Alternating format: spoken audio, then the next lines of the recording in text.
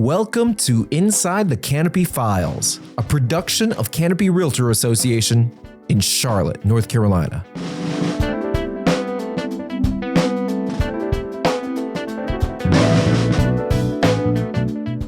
Hi, I'm Eric Thomas, and I am thrilled to be here as a guest host on this very special edition of Inside the Canopy Files. Now, joining me today is my dear friend and colleague, Mr. Rick Gilbert of the Home Again Foundation. Now, we're excited to have this opportunity and this platform to tell the story of the Home Again Foundation and our good fortune of being this year's beneficiary of the Strides for Shelter 5K. So we're going to have more on that coming up. But the Strides for Shelter 5K, now, it's an event of Canopy Housing Foundation. And I am honored to serve as the Grand Marshal this year. Now, this is the 8th annual Strides for Shelter Run Walk, and the event is happening on Saturday, October 19th at McAlpine Creek Park. Now, you don't have to be a marathon runner or a power walker. We're actually encouraging anyone who cares about the issues of homelessness to register for the 5K. Now, I'm going to go off script here just for a moment because this is the first time I actually use the word homelessness. And the one thing when Rick and I are out and talking to groups and other folks out in the public, the thing I always like to point out is it's really a question. When you hear the word homelessness, what is the first image that comes into your mind? And I remember the first time Rick approached me, and maybe we can talk about that at the bowling alley. And Rick mentioned what he does. And I thought, oh, okay, homelessness. Yeah, those are the folks who are out on the street corners knocking on your car window. And that's fair. But actually, when you think of the word homelessness, does 34,000 families in Charlotte, Mecklenburg come into your brain? Does 200 veterans come into your brain? Does 4,000 children in Charlotte, Mecklenburg come into your brain? That's the group of people that we're going to really be talking about today. And so I hope you stick with us on this because these are real people, productive people in our community. And we're talking about people like teachers and first responders and police officers, people who are having trouble keeping up with affordable housing. So with that said, again, we are going to have this 5K coming up in the fall to help all these people that I was just talking about. So we would love for you to join in on the fun for this fantastic cause. Now, if you're unable to attend, you can still donate.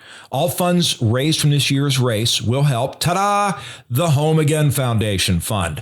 And they will fund the construction of this is specifically now, the funds from this race will fund the construction of a 1-bedroom, 1-bath cottage to be utilized by a veteran experiencing homelessness. I mean, I don't know how it gets any better than that. So before Rick and I talk more about what Home Again is doing to impact homelessness in Charlotte, I'd like to give him a proper introduction. All right. Now, here he is, Rick Gilbert, along with his wife and 2 children.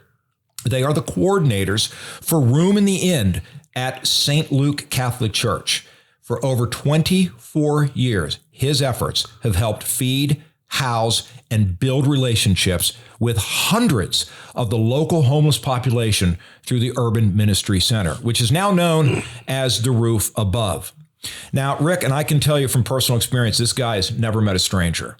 And because of this, he's been nicknamed the Mayor because of how well known he is in the local community. And I can speak to that personally. When Rick and I go out, generally speaking, there's more people who come up to him and recognize him than recognize me. And I was on TV for 33 years here in Charlotte. And I don't like to admit this, but it really makes me mad.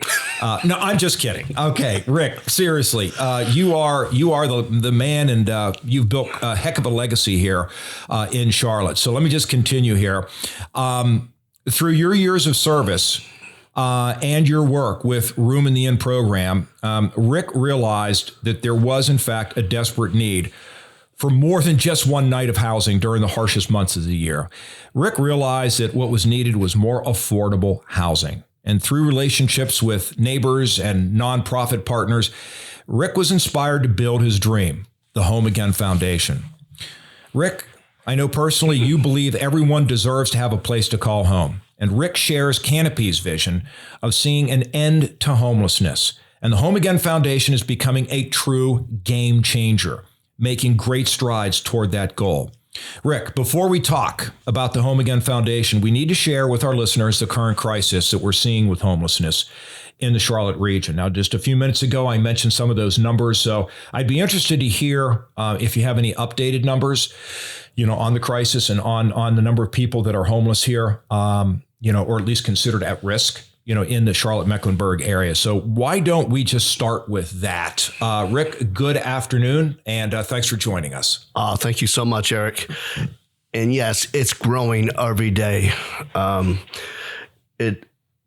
It's heartbreaking how it's growing every day with this economy right now. But with Home Again and Canopy, we're gonna put a dent in this a little bit. Yeah. So let's go into that a little bit deeper. I know the housing affordability index is still hovering around record lows, and I guess that's a combination of low inventory, low supply. Of course, supply and demand. If you don't have many houses on the market for sale, they can ask a lot more. Mm-hmm. And then, of course, interest rates have gone up. Have you personally seen any direct impact from those economic circumstances? Yes. The biggest thing I've seen constantly, not necessarily seeing, but getting phone calls every day, 5-6 phone calls a day minimum of people that they call me and tell me their lease is up and they have to renew their lease and it just went up $400 over the previous year. Well, $400 in just for paying your rent, it used to be $25, $50 going up. Now it's $400 pretty much anywhere. In one swing of the bat. Yeah. It just puts people in complete shock and they panic and they don't know what to do. Yeah. They're barely making it as it is. And then all of a sudden they get a $400 increase in their rent. So let's talk about those people. I threw out some staggering numbers just a few minutes ago. 34,000 families are considered homeless. Correct. Why? Where are they? I'm not seeing 34,000 families out on the street corner. So I had no idea the crisis was at that level. Where are all these children and these families? That's a good question, Eric. Some of them are living on your family members, moved in with a family member. Some of them are living in weekly rentals where they're paying a fortune for a weekly rental. Some are living in cars. You would be surprised on how many of them are just moved in with a family member and trying to get back on their feet again. And these are productive people. These are functioning people. Absolutely. These are people that are working. It's like you said, some of them are school teachers. Some of them work for different hospitals.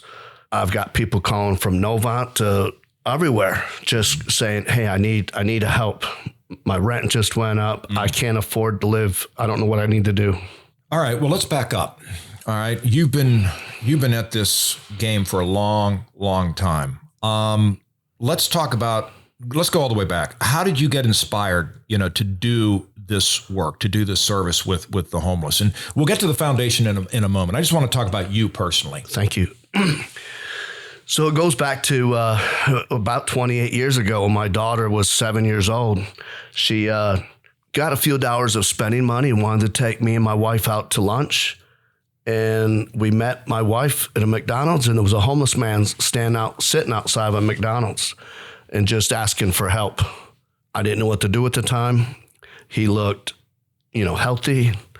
There's a sign on the door. It says help wanted, just like anybody else would think, get a job. Well, God works in mysterious ways. And my daughter at 7 years old, every day after school came home for the rest of that week and just kept saying, she just couldn't get out of her head when that sign said help, why I didn't help him. Not that I have money, I could have helped him, but she's always seeing me help people all the time anyways. Like I said, God works in mysterious ways. Me and my wife went to a St. Patrick's party at our church, and in comes a couple that sat down with us. from Detroit, Michigan, and they were already doing Room in the Inn there. It's a nationwide, Room in the Inn is nationwide, and told us that it was coming here to Charlotte, want to know if we wanted to volunteer. And I looked at my wife, and she looked at me, and she goes, "There's your sign." I looked up at the ceiling at the church, and so we started volunteering and getting ready for the season to start, getting all of our meetings together. And then before the season could start, he moved back to work, took him back to Michigan, and asked me and my wife if we would take it over.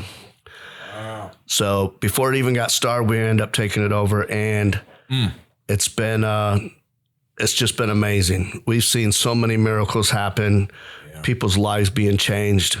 But that's the gist of really how we got started with, and then coordinating Room in the Inn for the last, 24 years, along with, give them a place to stay for the 4 coldest months of the year, December through March, along with not only fellowship, but we give them a hot meal at night for dinner. They show up around 6 at night. We give them a hot meal. We give them breakfast. We give them a lunch to go.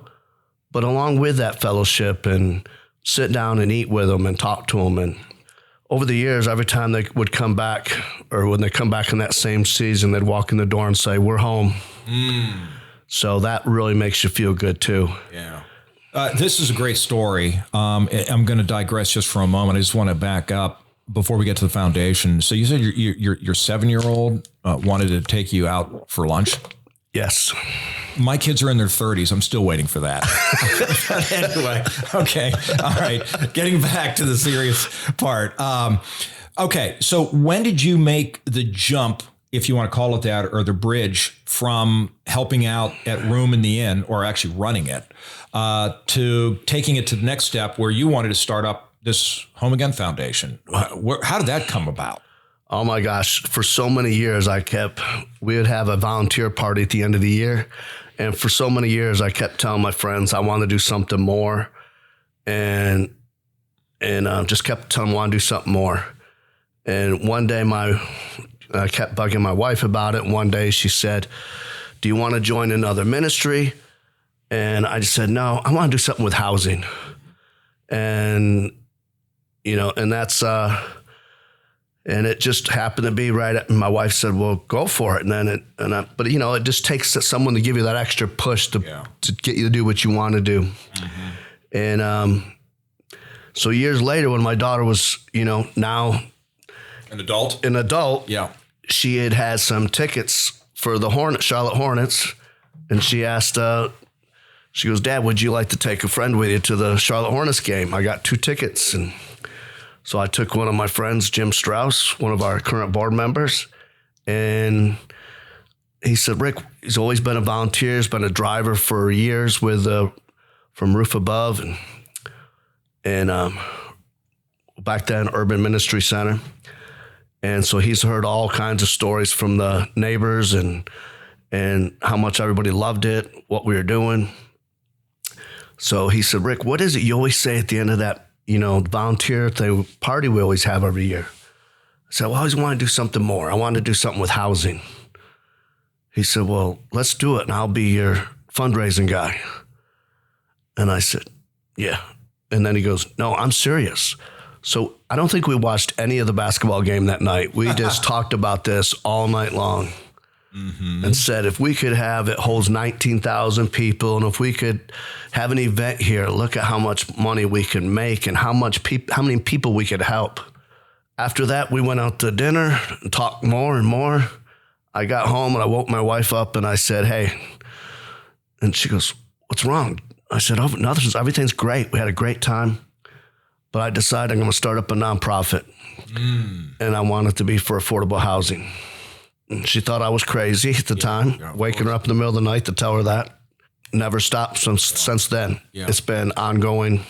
Well, let's talk about crazy. Yes. Because what's crazy is that Hornet game, that conversation has already led to the Small Beginnings community, which you've completed.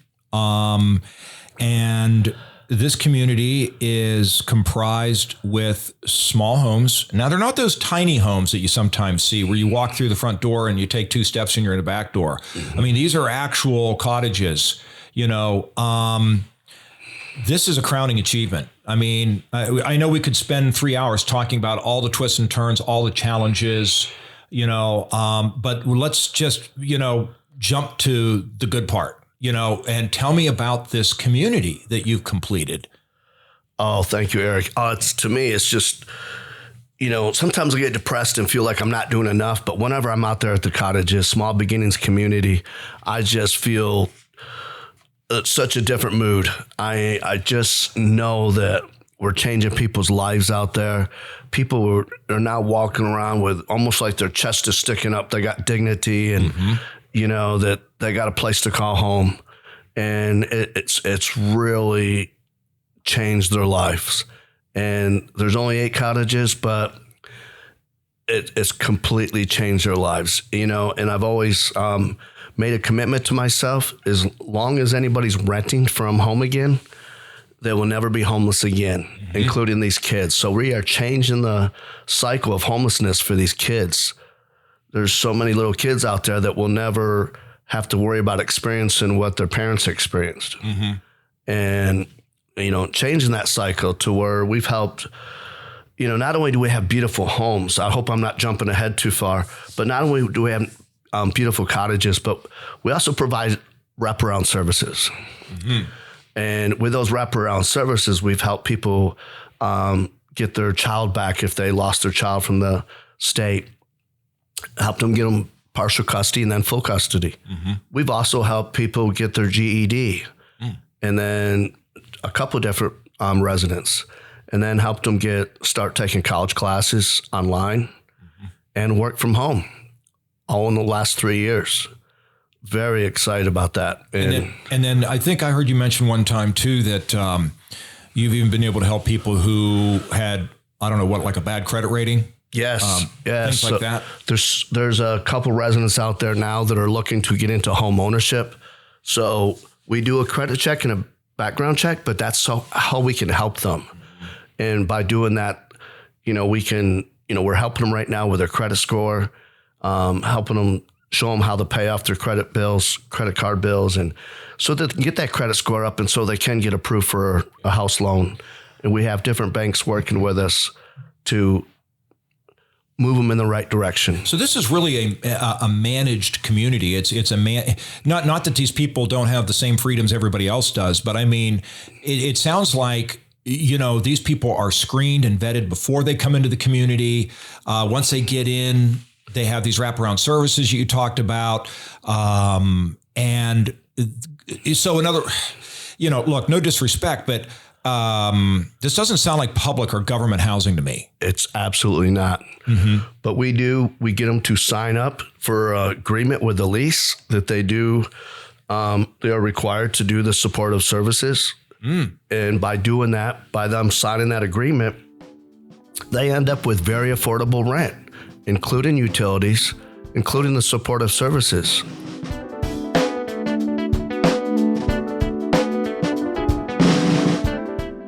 Homelessness is a difficult subject. Realtors working in the Charlotte region are aware that not only do we have an inventory problem, we also have growing affordable housing challenges, which are impacting and even creating a growing crisis among the homeless community. Canopy Housing Foundation's Strides for Shelter 5K is one of the few races in North Carolina dedicated to wiping out homelessness. Mark your calendars for Saturday, October 19th, and join Charlotte area realtors at McAlpine Creek Park for the 8th annual Strides for Shelter 5K Run Walk. Create a team, run or register to walk, and support as an individual or make a donation. This year's beneficiary organization is the Home Again Foundation, an organization dedicated to providing sustainable, affordable housing along with supportive services for the homeless and those at risk of being homeless. Through this year's race, realtors will fund the construction of a 1-bedroom, 1-bath cottage in Home Again's second development on a 2-acre site in Mecklenburg County. The home will be utilized by a veteran experiencing homelessness. Over the past 7 years, Strides for Shelter has contributed more than $170,000 to 7 organizations, making a real difference in our communities. And this year, we are looking forward to partnering with Home Again Foundation to change the life of a veteran. Canopy Housing Foundation is also offering some special incentives, one for veterans and one for teams. Canopy is offering veterans a 5% discount on the race registration by using the code 5VET2024. Once again, that discount code is 5VET2024. Join us in making a difference and team up for Strides for Shelter and receive a group discount. The foundation is offering realtor firms, groups of friends and families, as well as companies the ability to pre-purchase entries for a group of 10 plus people at a 10% discount. Contact Stacy Baum, sponsorship coordinator at sbaum@canopyrealtors.com to set this up. Please register today to support housing for a homeless veteran and this year's beneficiary, Home Again Foundation, at stridesforshelter5k.com.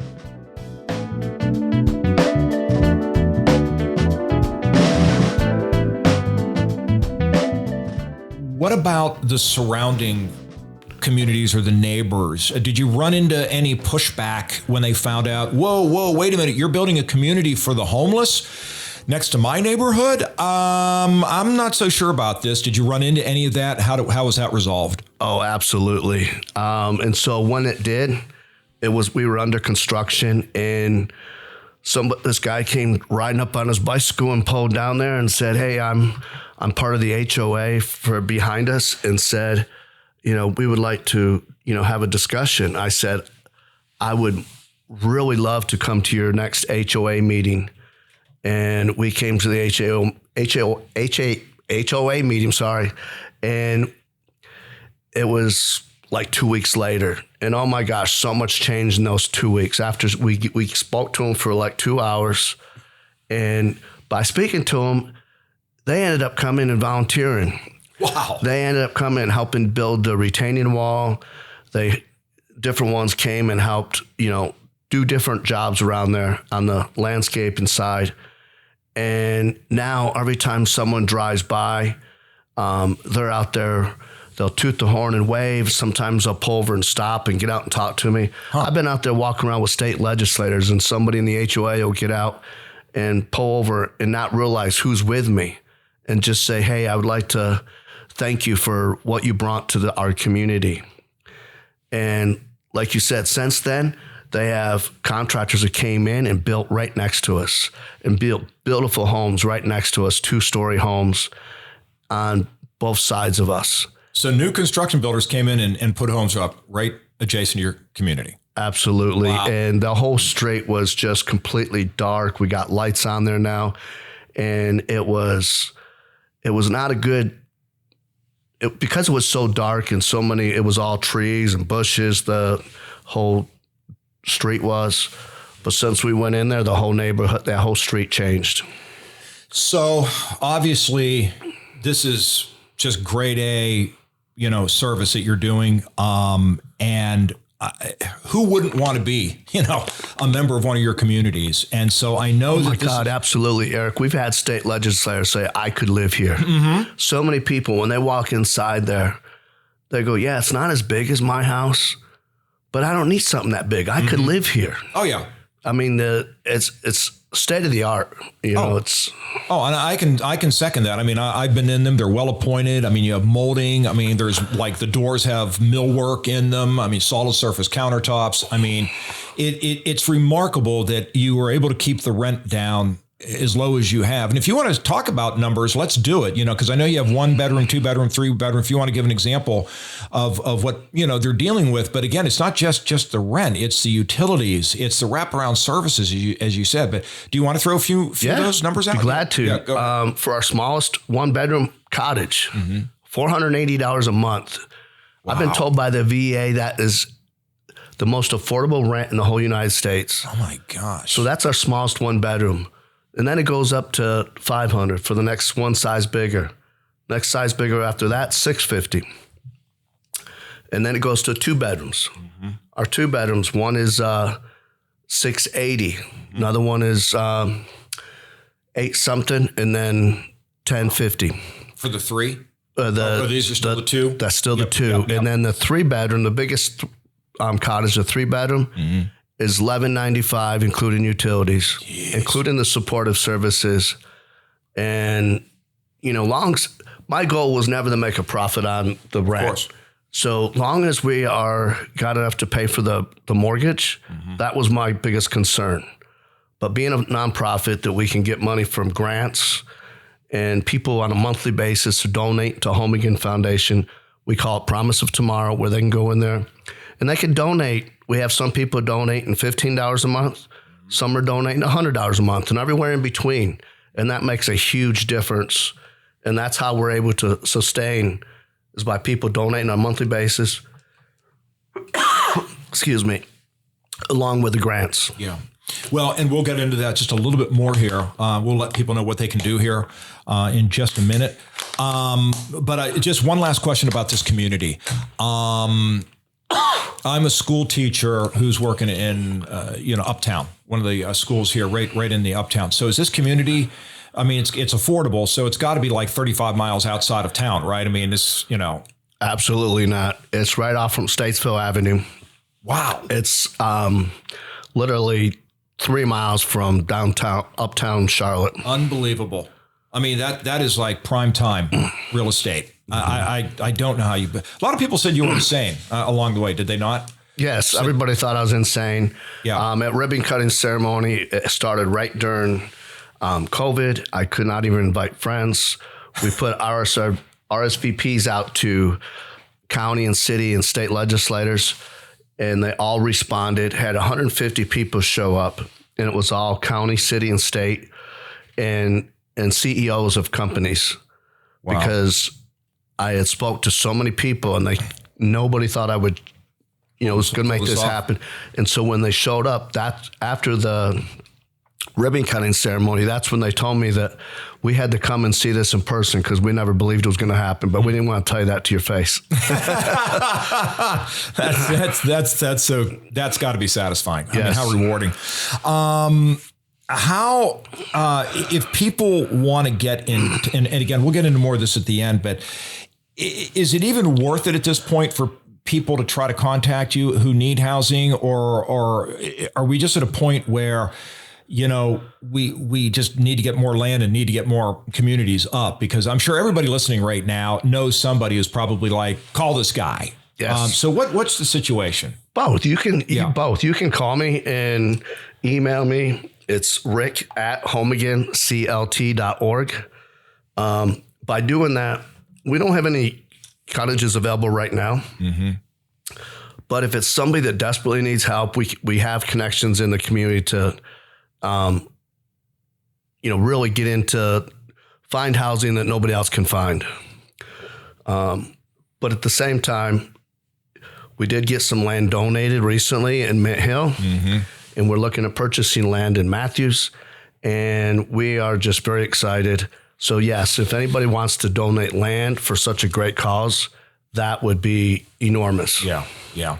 Well, listen, speaking of land and real estate, Canopy Housing Foundation, we all know that they're doing fantastic work in our community. And they are definitely addressing, these unmet housing needs with a number of initiatives over the years. And they're supporting housing nonprofits like us, who share a similar vision. Now, how did we get the good fortune, Rick, of being named as a beneficiary for Canopy's Strides for Shelter 5K? How did that happen? I know you were at the epicenter of all of this. So let's talk more in depth about how those funds from this 5K coming up in October are going to be used by Home Again Foundation. Oh my gosh. So we did a presentation, and I guess it was 5 or however many other nonprofits that did it. And we were so blessed that they did pick us. But yes, those funds will be 100% will be put towards building either a 1-bedroom or a 2-bedroom cottage. Mm-hmm. And it will be for a veteran. Mm-hmm. which has been a real push lately. Yes. Trying to help the veterans who served our country and made those sacrifices along with their families. Correct. And 50% of our residents right now are veterans. Oh, wow. Okay. So that just will continue. Yes. You're definitely going to put a focus on them. All right, Rick, here we go. Our call to action then for our listeners. Thank you for hanging with us, by the way. If you're still listening, we really, really, truly appreciate your interest. We need your support, as Rick was just saying. Now, one way to do that is go to stridesforshelter.com. Strides for Shelter, it's all one word, stridesforshelter.com, and register now to help support the Home Again Foundation as we raise money to build a fully furnished 1-bedroom, 1-bath cottage for a homeless veteran in our second development here in Mecklenburg County, which Rick was just saying. We have some donated land already, in the on-deck circle, so we're happy about that. So I want to see you all on race day. Even if you're not a runner or a walker, this event is family friendly. We're going to have we're going to have a kid zone and just a way to get out on a fall day and have some fun at McAlpine Creek Park. So come on out. If you're not going to run or walk, you can cheer on the runners. Now, Canopy's also got great prizes. We're going to have a swag bag and post-race snacks. So it's all there. And hey, you never know. Rick, this will excite you. Somebody might show up at the race, like maybe Sir Purr. Ooh. How about that? Yeah, you can get a little hug there with the Carolina Panthers, Sir Purr, or Charlotte Knights, Homer the Dragon, always one of my favorites. Of course, I used to do the weather for WBTV, and Homer would make some unceremonious arrivals every once in a while and happily disrupt things. So Homer the Dragon, maybe, and Sir Purr. Anyway, the morning's going to be just full of fun for everyone. Let me ask you, though, Rick, do we have anyone from our organization running or walking in the 5K? Anybody sign up yet? Yes. Who? I'm one of them. All right. I'm not sure if I'm going to be walking or running, but I did sign up. Like Eric said, please sign up. Doesn't matter if you're walking or running. You can do it virtual.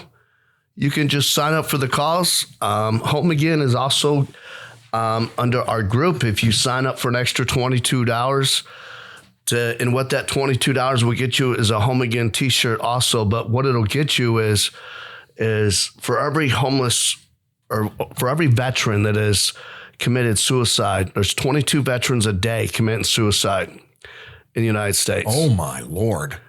So by doing that, an extra $22 will help go towards housing them.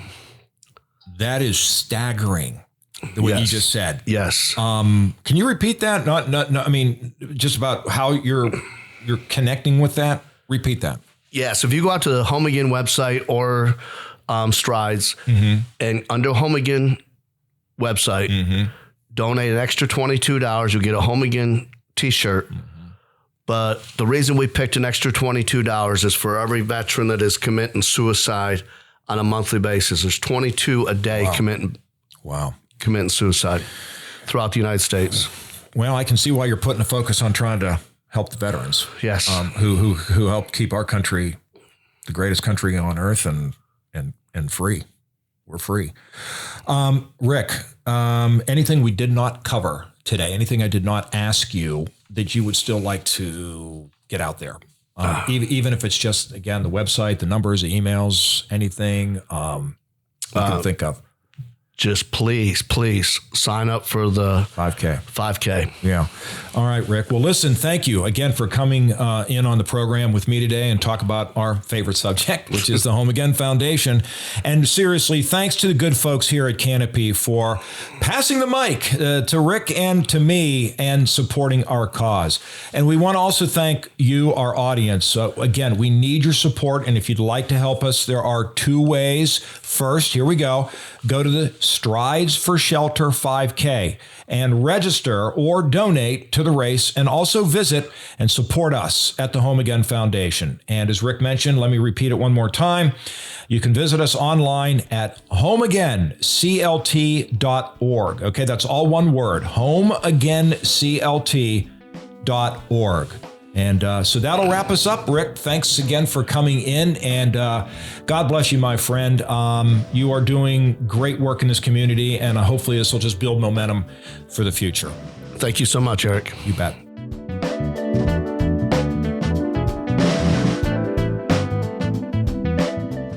If you'd like more information on ARIA Charlotte, go to aria.org/Charlotte-Metro. That's AREAA.org/Charlotte-Metro. To find out about the Carolinas Asian American Chamber of Commerce, visit cacc.com.